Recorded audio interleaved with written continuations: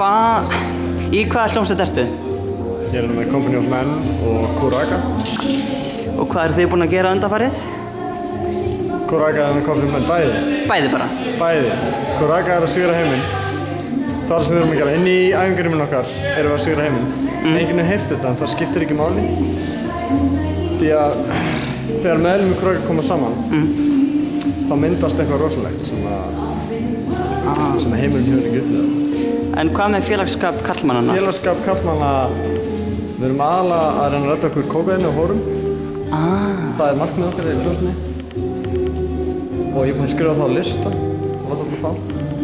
Þessi tveir hlutir sem ég vil gjarnan ná að klára á einu degi, það er að verða heimsfræðir okkar og fá fullt af kókaíni og hórum. Já, gott að vera með markmið. Það er sem drífur okkur áfram. Ef við værum ekki með þetta markmið, þá værið þið eflaust ekki að spila? Nei, þá værum við ekkert saman að spila því að það vantar eitthvað sem heldur okkur saman. Nákvæmlega.